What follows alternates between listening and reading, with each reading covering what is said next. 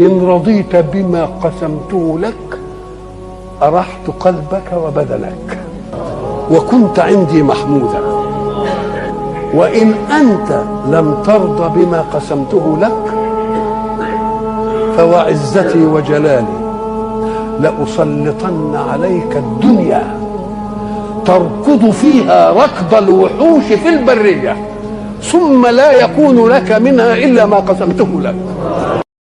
يا صباح الفل حبايبي، عاملين ايه؟ وحشتوني جدا جدا، يا رب كله بخير. طبعا زي ما متعودين قبل ما نبتدي الفيديو تصلي على الحبيب قلبك يطيب عشان يومنا يبقى حلو وجميل كده، ويوم يبقى كله نشاط وطاقة وحب وجمال. تعالوا معايا النهاردة نعمل روتين في الأوضة بتاعت الولاد. طبعا انتوا عارفين انا ما بحبش اعمل روتين في الأوضة دي خالص، والله العظيم مش عارفة ليه.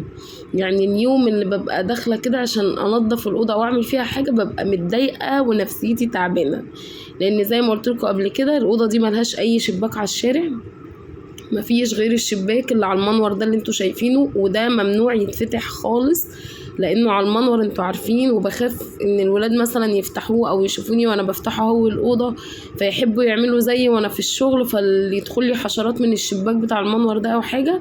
فانا ممسمره اصلا، يعني عايزه اقول لكم خليها جوزي ممسمره، ما بنفتحوش خالص. فالاوضه حرفيا ملهاش اي مجال للتهويه غير باب الاوضه بس، عشان كده ما بحبش ادخلها.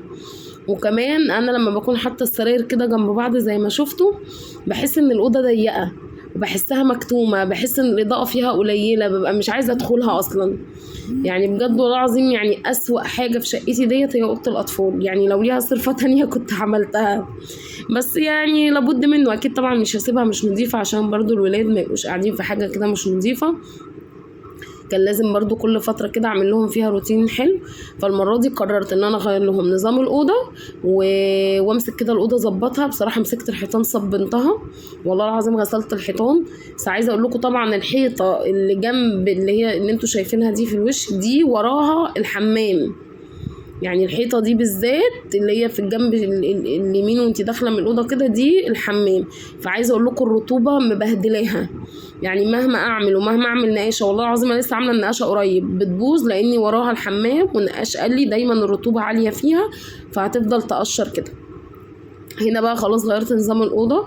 انا بحب بقى نظام الاوضه كده، بحب احط السراير كده بالطريقه دي والدولاب الناحيه دي، لان بحس ان بتدي وسع وبتدي براح للاوضه، وبحس ان الاوضه منوره، الاضاءه فيها حلوه. مش عارفه ايه الفكره، بس انا برتاح للاوضه لما بكون عامله النظام دوت. انتوا كمان قولوا لي، لما كنت عامله السراير في الاول قدام بعض كنتوا بتحسوا بايه كده لما كنت بدخل اعمل فيها روتين او اصور فيها؟ متهيألي كده بيبقى احسن. كمان استني كده لاخر الفيديو واتفرجي وشوفي يعني بعد ما غيرت النظام الدنيا عامله ازاي، هتحسي بجد اللي انا حاساه. يعني حاسه ان الاضاءه احسن وان الاوضه بتدي وسع وبراح حلو. بصوا دي الحيطه اللي انا كنت بقول لكم عليها، شايفين الرطوبه واكلاها ازاي؟ يعني والله العظيم عملت فيها نقاشه مش قادره اقول لكم قد ايه. والراجل قال لي هي هتفضل كده لان الحته دي اللي فيها المنور بقى، المواسير بقى اللي نازله من فوق وظهرها الحمام، فالرطوبه هتفضل عاليه فيها فهتفضل عامله كده.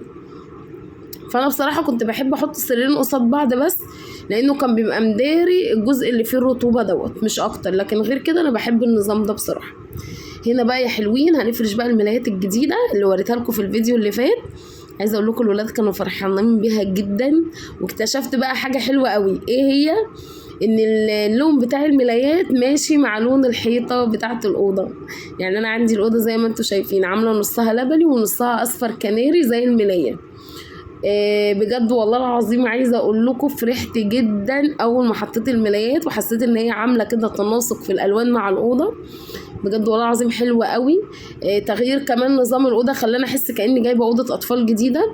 والله العظيم مش قادره اقول لكم انبهاري وفرحتي بالاوضه بعد ما فرشتها كانت عامله ازاي. والله انا بحب النظام ده جدا. يعني انتوا كمان زي ما قلت لكم كده قولوا لي في الكومنتات، لما بغير النظام بتحسوا كده اني احسن والاوضه منوره ولا الاول احسن؟ شايفين الملاية عاملة ازاي على السرير؟ شكلها حلو، شكلها تحفة كده ورقيقة وجميلة بجد. انا كنت مبسوطة بيها قوي، ومبسوطة ان انا انجزت كمان. يعني انا مبسوطة ان انا دخلت اوضة الولاد وعملت لهم فيها روتين حلو وغيرت لهم النظام. والله العظيم عايزة اقول لكم الولاد كانوا فرحانين جدا، لدرجة ان انا وجوزي وولادي كنا نايمين اليوم ده في الأوضة دي من كتر حلاوتها، ومن كتر ما احنا حسينا ان الملايات كانت منطقة الأوضة، وقد ايه الالوان بتاعة الملايات كانت ماشية مع الوان الأوضة كده والحيطان، بجد كانت حلوة قوي.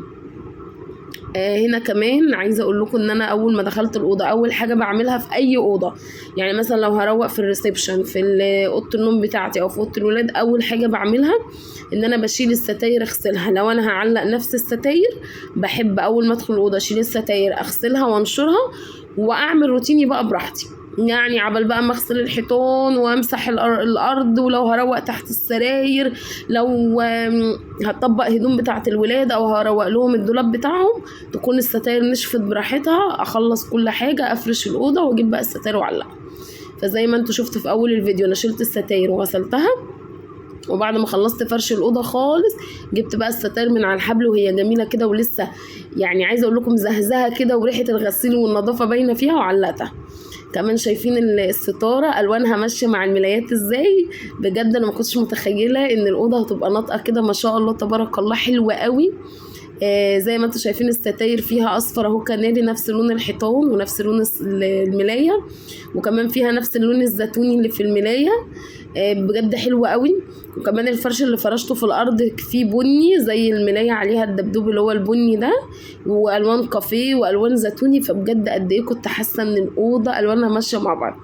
كمان انا دخلت هنا ترابيزه الكمبيوتر بالكمبيوتر للولاد في اوضتهم، عشان لما يحبوا يقعدوا خلاص يقعدوا في اوضتهم كده يبقوا مستقلين بحالهم، الدنيا بره ما تبقاش مكركبه وكلنا قاعدين في نفس المكان. فدخلت لهم كده الكمبيوتر في الاوضه. برضو الكمبيوتر الترابيزه اللي فيه ما تركزوش مع يوسف يوسف هنا كان زيزو نايم في اوضتي وصحي، وكان شايله وجاي بيقول لي يا ماما انا زيزو صحي، فقلت له استنى اخلص تصوير، عشان كده هو طلع في اللقطه دي. زي ما قلت لكم بقى نرجع لكلامنا. هنا المكتب زي ما انتم شايفين لونه كده احمر ماشي برضو مع الاحمر اللي في الستاره، فهتحسوا كده ان الاوضه كلها الوانها متناسقه كده وماشيه مع بعض. كمان المشايه اللي في الارض دي لو تاخدوا بالكم بصوا لونها كافيه كده في بني، وفيها برضو حاجات حمراء كده زي الستاره والمكتب.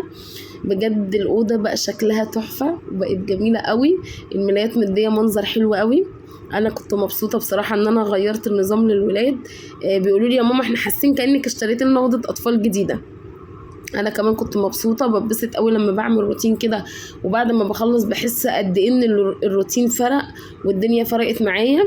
عايزه اقول لكم كمان ان انا خلصت الاوضه وقعدت رتبت دولاب الولاد وجهزت لهم حاجات بقى المدرسه من دلوقتي.